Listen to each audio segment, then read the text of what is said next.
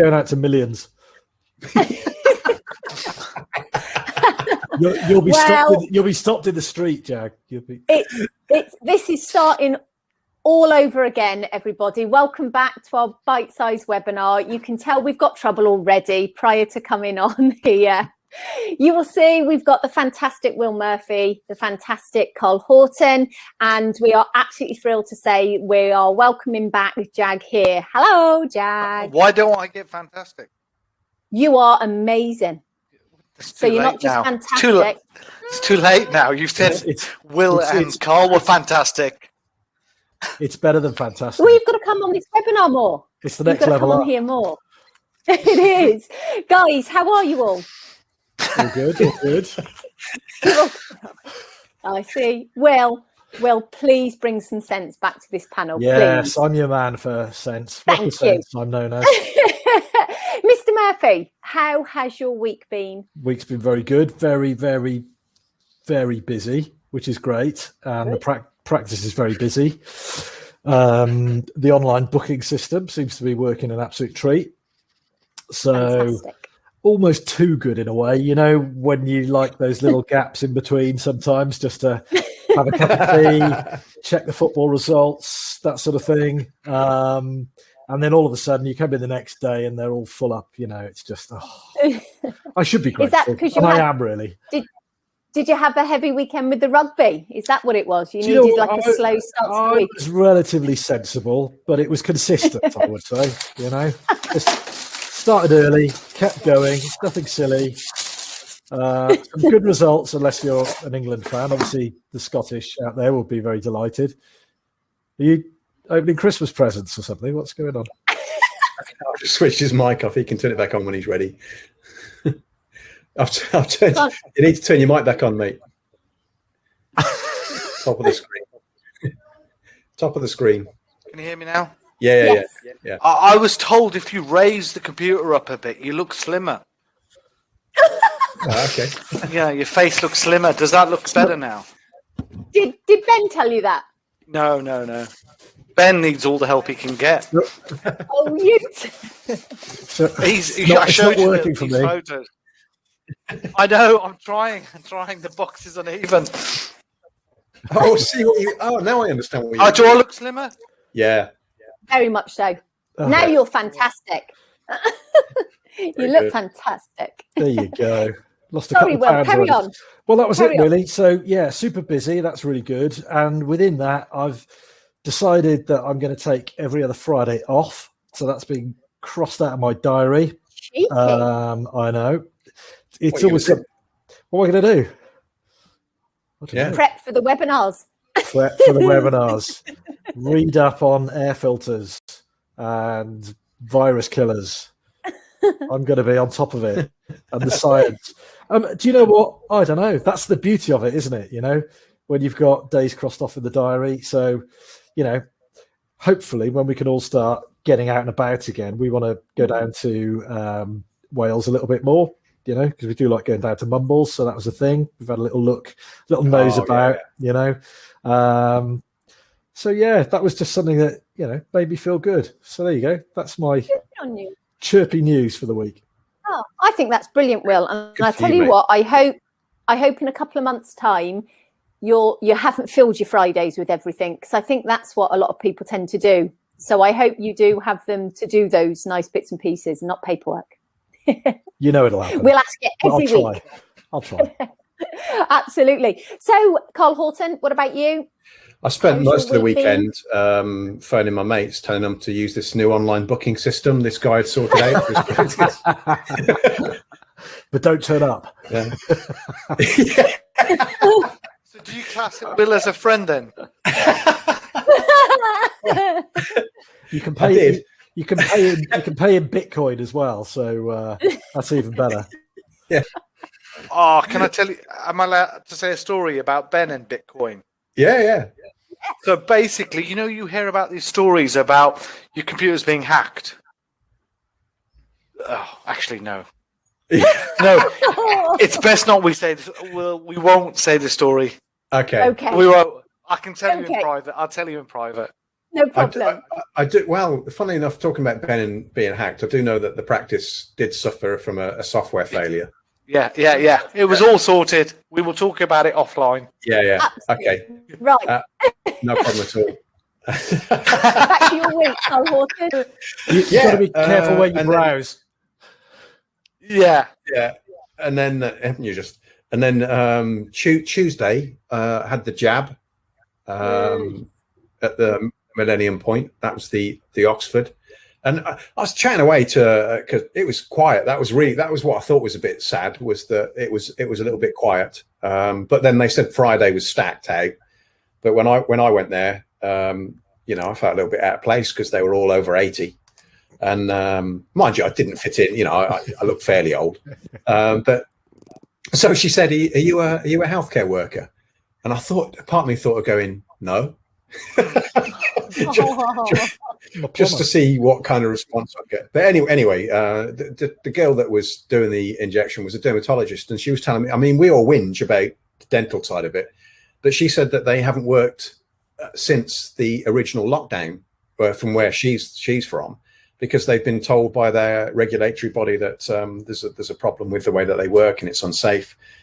And there's loads of skin cancers being untreated, to the point of which it's not treatable in some cases by the time they get to it, or it won't be treatable by the time they get to it, which was really sad to hear. I mean, I couldn't quite, I didn't really think of things like that happening to that level. I knew that we had the oral cancer webinar, and we knew that certain procedures had been kind of delayed and things like that, and it had happened, but not to the extent where that actually completely stopped some of our sort of other professionals from working at all. And I couldn't see that. I mean, she couldn't.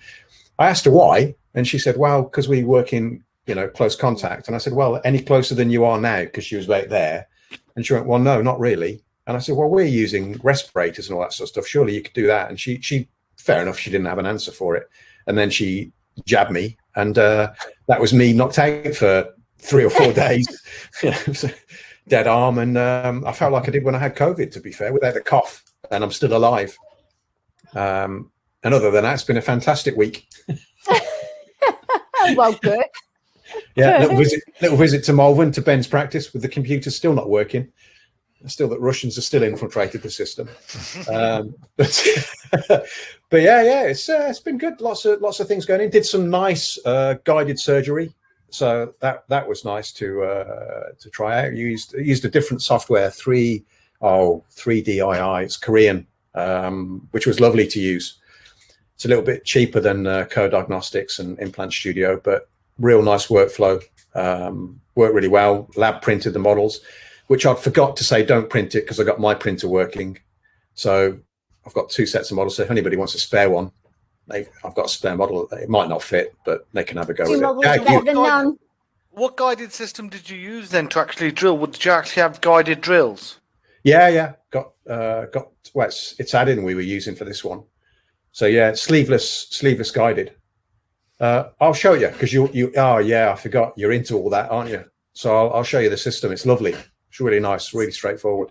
Can I ask a question, Carl? For those who are non-dental watching this, guided, there's a clue in the title, but when you say, we know what you mean by sleeveless, but what is sleeveless guided? TK, big hello. Big hello. Big shout out to you, mate. Yeah. What do I mean by guided? I mean, basically, when Jag and Will and I are lobbing in implants, we do it by assessing the patient, obviously taking study models, placing the implant. And if we're a little bit concerned, we might take a radiograph partway through, so that we can kind of adjust freehand where it is to put it in the best position. But when you go either partially or fully guided, you can actually, on some software, place the implant vertically. So you do it on the software before you place it in the patient. So you've got a little copy of what the implant looks like. You put it onto the scan, and then you can print a little piece of plastic that you can fit in the patient's mouth that has a little hole that will guide the implant drill into the position where you'd normally do it freehand. And then you can pop the implant into that space, and you can go all the way up to fully guided, where the actual process is taken all the way to placing the implant with a guide, or partially guided where you use the little guide to do part of it, and then you do the rest freehand. Or you just do it freehand without the guide. I feel like it's like that thing in Star Wars when they have to blow up the Death Star. It's just like that. You know, when he has the camera to drop the bomb. Yeah. You have all the guided stuff and you can see it, and then you just move it out the way. He's not and even do it free. there. He's at home. Yeah. Well, the difference is I've got Will's voice in my head going, "Feel the force, Carl. Use the force. Use the force." So I just close my eyes. 1 millimeter left, Carl. Bingo. 1 millimeter right. Now. Yeah. It's coming out here sometimes, but it's still restorable. It's not true, by the way. Yeah, they are serious, right? Just take a bit longer. I was speaking to a lab technician. I won't say who, and he was trying to restore. No, I can't. And he was trying to restore an implant, and he says it's just unrestorable. Like the way they've placed the angle of the implant is coming out. The angle of the teeth is like that, coming down. The implant is like that. Oh, that's a bit tricky. And it's like, how can you restore it? Even if you have like an abutment and cement the crown on, it's unrestorable. Just orthodontically move the rest of the teeth to match so we just bring them to. I once it was mine, and I was like, why can't you restore it? I once made a massive mistake. I've made several in my life. But this one, I was on the ortho department as an SHO, and the young girl was sat in the chair, and she'd got sort of two quite big front teeth with a big diastema, big gap in between them. And I was explaining ortho and how it all worked. And I just said, well, we'll get all this sorted. So when you're older, you don't look like Bugs Bunny. And then turn around to the mum who looked like Bugs Bunny. Try and justify it very quickly. Not that Bugs Bunny's bad. Not only that. It got progressively worse, because when I took the upper impression, she vomited and just threw up in between her legs on the dental chair. And it's that kind of vomit that just slid really quickly before you can get a towel onto it and everything. I thought this stage just go. Yeah, I just wanted to. Was it all carrots? You said Bugs Bunny. Yeah. And that's all, folks. Right, Jag, come on. How's your week been? He's gone mute again. That's not me, mate. I didn't turn your mic off. Back on? Yes. Yay. I got asked by BBC Worcester and Hereford to speak on the radio about why the people can't get an NHS dentist. And I just told the truth. There was a problem beforehand with the pandemic. It's just exacerbated things. Yeah. I explained on the NHS, we're taking twice as long to see people because the treatment's taking twice as long. So, there's less capacity. And the only capacity is in the private sector. And he basically just said, so people with money will be all right. But that's true. I know it's brutal. No, it's true. I heard you were very honest. Yeah. I think it is true. And, those of us who are private dentists, dare I say it, are kind of reaping the benefit of that. Because we've never had more new patient inquiries, and it's not right in some respects, is it? But obviously there's a system problem within the NHS that doesn't allow access. Yeah, but some of the stuff was crazy. Like, I can't blame the NHS, because there's some people who said, there was one article about somebody who couldn't find a NHS dentist for 5 years. And it's just like, I don't think that's the NHS dentistry. I think that's the person. Do you know what I mean? A lot of people are blaming COVID, but if they've not found a NHS dentist previously, they can't blame the situation now. They've not. I know COVID was around a little bit longer than we thought it was, but I don't think it was around 5 years ago. Exactly. Do you know what I mean? You can't blame. I know the NHS has got its flaws, but a lot of these people didn't have an NHS dentist before. You know, you look at the hospitals, everything's been put off. So, and they've had extra money as well. And all the operations have been put off. Like you were talking about the dermatologist. Yeah. Do you know what I mean? They've had extra money and they're still a big problem. NHS dentistry's not had any extra money. So, you know, they can't. I think but what about NHS dentists are an easy target. What about the effect of going down to 20% of the work and getting whatever 80% of the money? Do you think that's had an effect on access? I think when people talk about access, there's two different things. You know, you have patients registered with a practice. Is them having access problems, or people who aren't registered with a practice and having access problems? There's two different access problems. You know, I think people registered with a practice, they shouldn't have any access problems. We were up and running, and, you know, anybody in pain was seen. When you say registered, how do you mean by registered? Do you mean a patient that you've seen within the past sort of year, 2 years? What do you regard as a registered patient? Because anybody seen in the last 2 years at the practice? I don't, you know, when we were up and running, anybody in pain.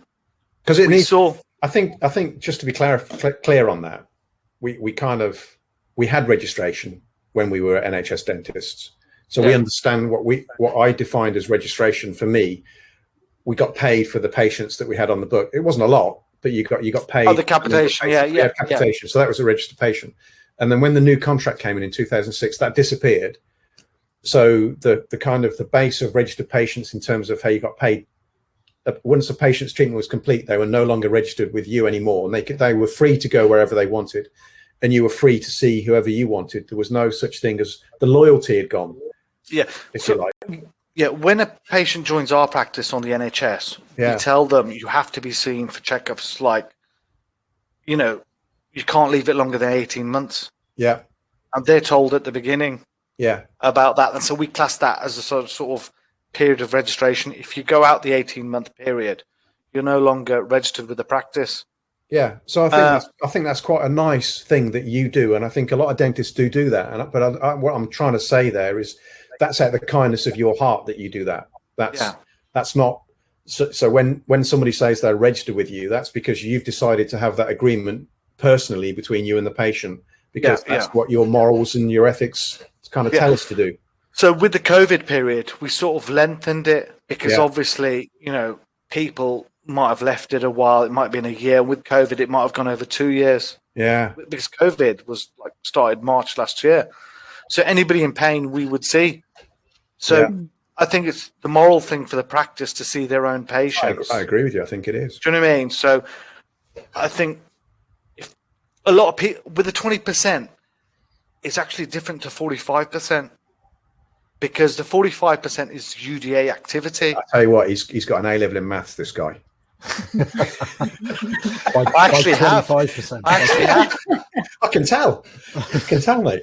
Yeah, but what I was going to say was, it's 45% of the UDA value, where the 20% is not of the UDA value.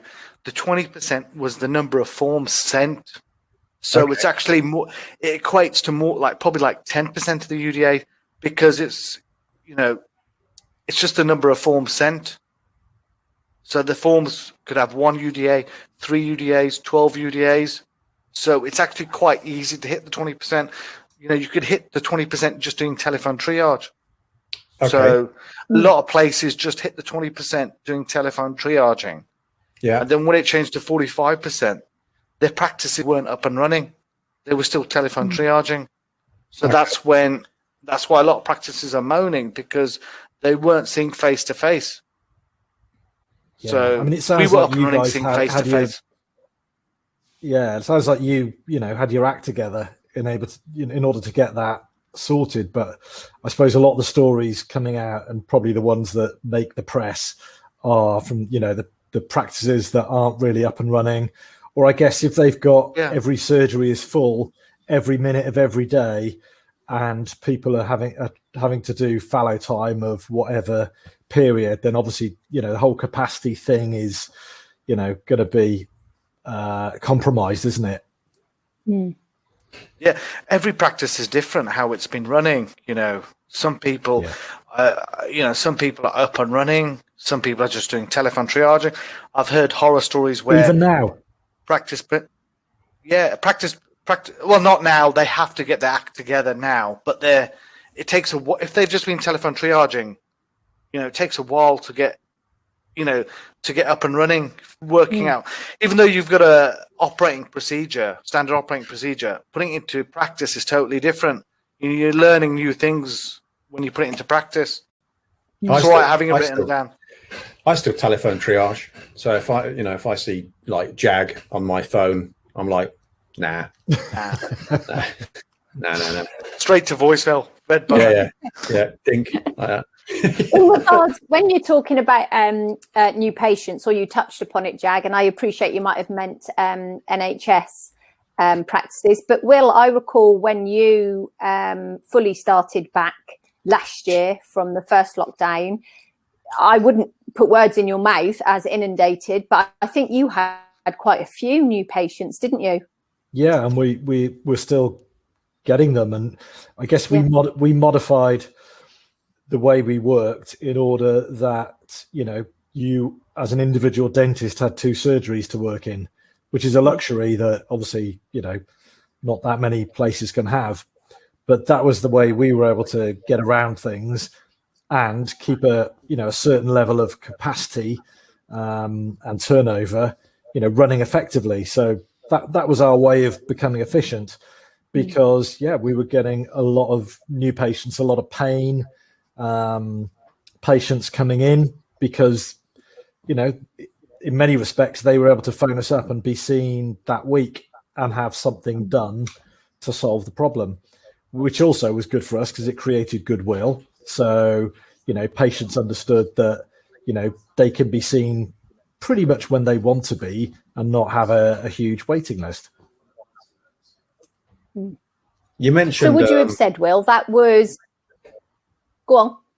I was going to say no, because my question goes off a little bit, so it'll make him angry when I ask my question. So you ask yours first. You can. You mentioned about. No, I'm joking. You mentioned about fallow time, and you've been vaccinated. Jag, have you been vaccinated? I've had COVID. You've had COVID. I mean, so have I. But I've had from one of the corporates, they've actually asked me for either one, proof of antibodies, or proof of life, or 2, vaccination. So I've had to give them proof that I've actually been jabbed. And I wonder whether that's going to come into our profession. It's odd that the corporate have asked for that already.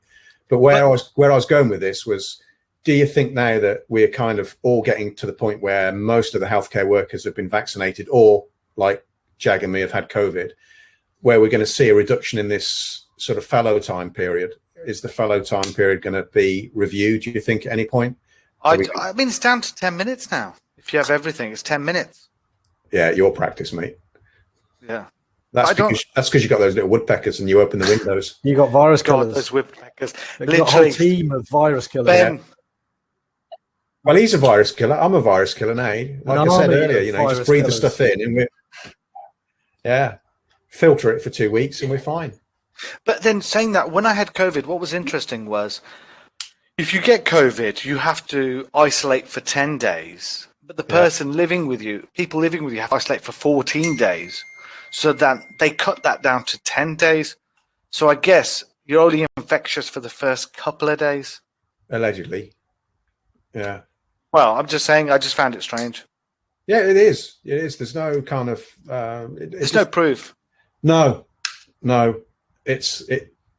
you've gone... I'm going to keep stum. Well, and in the absence... And I'm going back about 6 months here, but in the absence of real evidence, people kind of write their own rules, which I think is sort of what's happened in a lot of cases, isn't it? Like you'd see all these mitigation things, so everybody's got their own SOPs and you can bring in your own mitigation And I guess nobody's going to argue the toss now, are they? I don't think. Are people still researching all this stuff like crazy, or? I'm not. I stopped. Yeah, I've got a life. Go on, Jag. Sorry. My hygienists were doing hand scales, so I saw this thing. Yeah, they were just doing hand scales. So I thought, you buy these woodpeckers, and it's like they will clean the air, electric field, kill bacteria, viruses, so you can do fallow. So you can do AGPs. And then a week later, I was on an NHS webinar, and they basically said, you don't need the air cleaned. You have to have it changed. Yeah. So I can't use the woodpeckers. Ben was angry with me because I spent $2,000 on something that was useless. Well, I don't know if it's useless, but the first thing I recommend that you do is you change it from a scale and polish to professional debridement. That's but don't worry about that. And then the next thing is just get a big sheet of cardboard and just waft it. Well, I just an extractor fan. Just got an extractor fan. Yeah, 10. Yeah, perfect. I think it's just over 10. I think it's 10.5 air changes an hour. I mean, if you're going the whole hog, you can use the FGDP calculator, can't you? And do a real professional job of making up the evidence. And but it does seem like that. It's just like 1 week it's somebody else speaks, another week somebody else speaks. But is that the problem with our profession? It's just like we got who do we believe? We got BDA, FGDP, the GDC saying nothing unless. Oh, don't worry, mate. The GDC will be knocking on the door after that interview with the radio station. And we're knocking a mine after that comment as well. Oh, well, it's been nice knowing you two. I was going to say, Jag, you can do your own. Who knew this was our final webinar? Those fitness to practice hearings, they're so much fun. Perhaps we should just clarify that when you say Jag doing his own teeth in prison. Perhaps we should actually let the folk out there know, if they don't know, that Jag actually offers dental treatment within a prison. Well, he provides it. I don't know. I think offering it is different, isn't it? I offer it on the black market, so he has to kind of work, get in there, commit a few crimes, and then do some dentistry, and then he gets let out after 24 Never know. hours. Is that in exchange for 20 beds? Well, Jack told us they're all innocent. Yeah. You've had a fitness to practice, have you? The speeding. Failing to let the GDC know in time that I had a driving ban for speeding. They basically said it was bringing the profession into disrepute because I was giving the public a bad image of dentists. But none of the public knew until I had it put on the GDC website.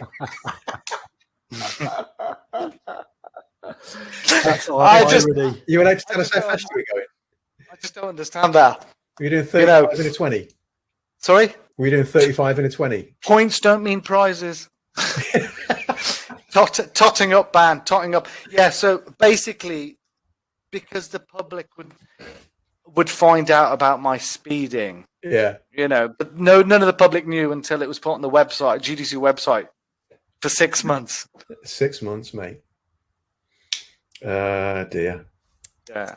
But that brings us another point, that it is like a lot of dentists are really worried about the GDC. Do you know what compared to how it was? Yeah, we had Luke on, and he said that he was kind of in fear in how he practices. For that very reason, kind of like the sword of Damocles hanging over his head, which was kind of sad to hear. I think there's a term for it, defensive dentistry now. Yeah, I have a lot of there's a lot of the two practices. There's a lot of young dentists scared to do anything expansive. Because beyond what they feel kind of comfortable with. Well, yeah, because they're worried about being sued or GDC. Coming at them. Yeah. The other problem is you have some patients that you're not happy to treat, but in the good old days, you would be able to say to the patient, I just think we're not compatible. I think I suggest you find another dentist. But now you're scared of even turning these patients away like that because you're worried that the patient might make a complaint. Or commercially leave a bad review or something like that. There's all sorts of different arrows potentially coming at you, So even now, whereas I'm relatively comfortable to tell a patient I don't want to treat them, I just try and take the diplomatic route because, somebody can just go on Google, can't they, and just write whatever they like about you, and these are other avenues of recommendation that you have to look at in the digital age. Yeah, one good article I saw was a dentist who actually sued a patient for leaving a bad review. Yeah, I saw that. And I actually was quite happy about that because it seems a one-way thing. If a patient lies, and says something like some false thing about you, there's no repercussion for them. Yeah, Christmas has come early somewhere. That was the Ring doorbell. The kids are taking the dogs for a walk. Oh, okay. Yeah. So, but the dogs or the reindeer. Yeah. But it's a one-way thing, isn't it? That patients can just make up stories and write a bad, what we say, not real review, and nothing can happen to them. But we have to walk the line, the professional line. Yeah, I just feel it's harder for us as dentists. Do you know what I mean? It's we have to be whiter than white. I have to be holier than the Pope. My farts can't smell. Yeah. Well, probably the Pope wasn't the best example. I don't want to offend anybody, but there are certain allegations and things like that. But let's not go down that road, shall we? You lot probably felt in the last 15, 20 years that it's got harder to be a dentist. We have to walk. It's a tightrope we walk. Yeah, I think I certainly see it in the people that are coming through, definitely. And I think that, I don't know, maybe just old age has kind of made me, a bit different personally. I'm quite happy to say what I think, professionally. But if I don't get on with somebody and I think they're better off being treated by someone else, I'll have that conversation with them if I think that we're not compatible. Not through me doing any different in regards to treatment, but I want them to I want the patients I look after to have a fairly decent experience. And if they're coming in and I don't think that I'm the person to provide that, I'm not going to get on with 100% of the people that I look after. That's just dealing with the public. Yeah. But I know what you mean. I mean, there is that kind of, it's difficult when you do get that kind of sort of, what's the word, vexatious complaining, that you've got very little defense against that. And that we have seen that. And I think what we need to see is maybe a regulatory body that does support the patients, because that's what they're there for, but actually takes a very kind of middle ground on almost like an independent ground. So they're not on the patient's side as such. They're not on the dentist's side. They're looking at things independently. And that certainly isn't how it feels. Yeah. I mean, I do think that patients, in every profession, there are bad apples, Yeah. But there are bad apples. But I think we've got three of them on here. Are we counting Kate? We're giving Will a little. I don't know what I really want to say. We're giving you a chance, Will. That's what I'm trying to say. Yeah. Do you know what I mean? Bad apples. Yeah. But I mean, Take one. Yeah, but most dentists look out for the patient. Yeah, we're trying to provide the best treatment we can. And the thing with us is our work is there to be seen. If they go to another dentist, if you look at your X-rays, it's there. We can't hide any bad work, apart from RCTs with an extraction. But our work is there to be seen, and we can't hide it. With the healing forceps. Healing tongs. Yeah. But I just feel that the world. I agree. I think also, you're onto a loser trying to sort of publicly defend your position sometimes, especially on forums. I've seen, I think I mentioned it the other week, about an implant practice advertising. So they've obviously spent a lot of money.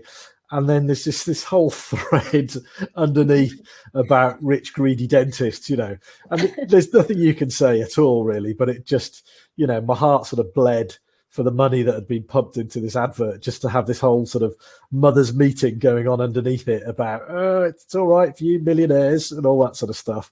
So, in public, you kind of sometimes have to just take the Zen approach and let it go, I think. I think you're probably right, Will. I've made it that I'll only treat traffic wardens from now on, because and lawyers. So in that order, and I'm fine then. I feel absolutely GDC members. I won't go that low. Yeah, but then I don't think we should be ashamed. Like, I work bloody hard. Invest a lot of time and money in the practice. So, we're not in a communist country. Like in America, I think it's a bit different. Like if you do well. Not a communist country, I don't think. Yeah, but you know what I mean? It's like, if I work hard and invest a lot of money and time into the practice, I want to buy the finer things, and it shouldn't be hard. I mean, but then dentists are as bad as each other. As some of the public, like I was on one of the forums and I was asking, what's a good rate for a loan, because I want to buy some equipment. And you had some dentists saying rates and they're saying, like, what are you buying? And I put down what I was buying. And then you had loads of people saying, oh, you're showing off. It's like, why would I be showing off about getting finance for equipment? It's a forum. You're meant to help each other. A Lamborghini company car. Yeah. I wish. Do you not think that's it's when I was going digital. When I was getting a whole load of digital stuff. And then I had one guy saying, oh, you should buy a chip shop. It's like, you're an idiot. I'm a dentist. Why would I want to buy a chip shop? It's like you're a complete tool. If you I'm trying to invest in a practice. Told Carl not to put that, Jag. Sorry. No. To be fair, I wouldn't have said that, because I think chip shops can stay open because it's takeaway, isn't it? Takeaway and delivery. So I think that's probably quite a good investment, personally. But I didn't suggest it. I would have said kebab shop, personally. I think to be honest, I think if I think if you'd done vegan or vegetarian, these days you'd rocket away with that sort of sales. But I do agree with you. I think there is a kind of we see it and we hear it, and it hurts more when we get kind of negative things about what we're doing to invest in ourselves. And I think, I know that, Will, obviously you've been talking about it. You've invested in your booking system, your practice. You spent a lot of time investing in yourself. Jag, the same. The equipment that you've brought into the practice, and you haven't done it just for yourselves, although part of it is because it makes your working life a little easier. But you've done it for your patients, so you can deliver what you feel is a higher standard of care. And I think that's admirable. And I think, when I hear people and I see people doing that sort of thing, I'm proud of you guys. I think that's a lovely trait to have. Yeah, but you're one of the minorities. I mean, it just seems in our profession, people are quick to, to moan about. I think, well, these are the people at the forefront of social media threads, and are probably not representative, of the profession as a whole. I think sometimes, the loudest voices are there moaning and whining. And again, it's just one of those that, it's the way it is these days. Yeah, but it's just like you just have these keyboard warriors, they wouldn't say it to your face. And suddenly, am I going too far? Because I would say if they said it to my face, I would give them a straightener. Can I say that? Yeah. No, you can't. Fine, mate. Yeah. But can I say that? Can I accent violence? Can I say that? Yeah, that's all right. Yeah.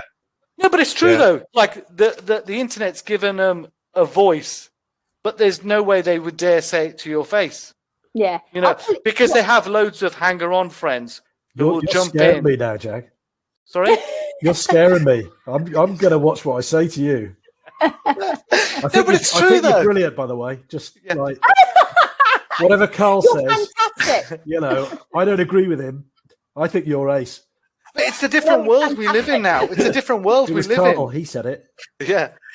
Do you know what, guys? He's the anonymous troll. Yeah.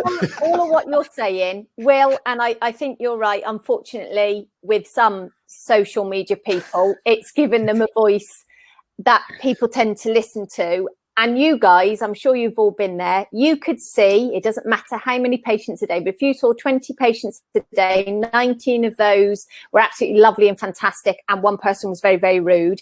Tell me which one person you remember that day. Obviously, the rude one. And I do think it's the same with some of the social media banter. It's a shame, really, that people tend to focus on the negative bits that come out rather than the positive. And I agree with Carl. If any of the colleagues turn around and say, I've brought a scanner or I've brought this, never in a million years would I ever think, well, yeah, you would, that's selfish. I'd be like, that is amazing, fantastic, well done. So, you know, it's a pinch of salt, isn't it? Yeah. And it's quite right. It's human nature that I can't take that criticism. It's fair enough. Well, it's not even criticism. They're just taking the mick.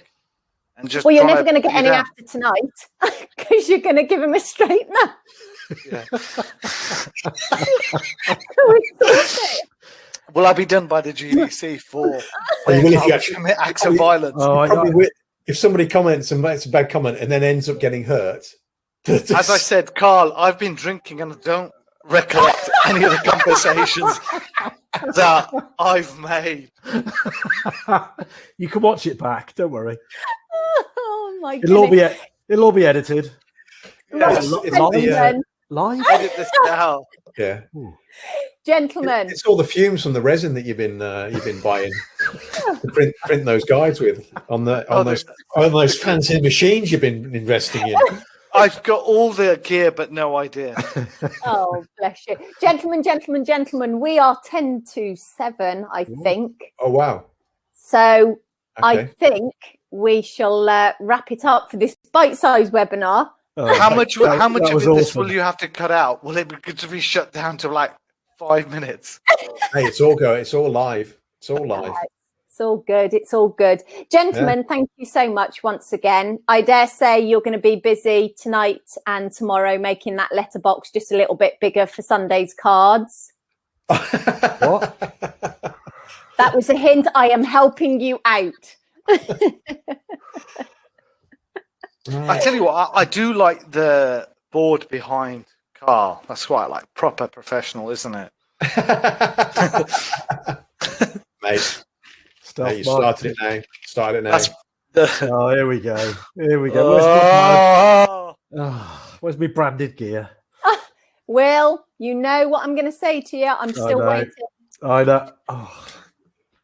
Seriously. Do we have to put a disclaimer on that any of the opinions shared on this evening's webinar were everyone's own opinion and not affiliated to any organisations? And I can't read it, mate, but yeah.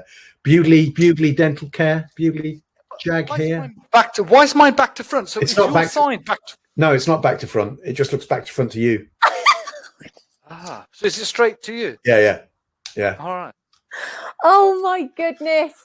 Everybody out there, thank you very, very much for this evening. We do hope you have a lovely weekend. Stay warm and stay safe. Boys, gentlemen, thank you very much. Thanks for having us on. Have a fantastic We won't be back on now. Definitely. Pleasure. Yeah. Take care, guys. Good evening. Cheers. Bye, everybody. Bye-bye. Good night. Bye-bye.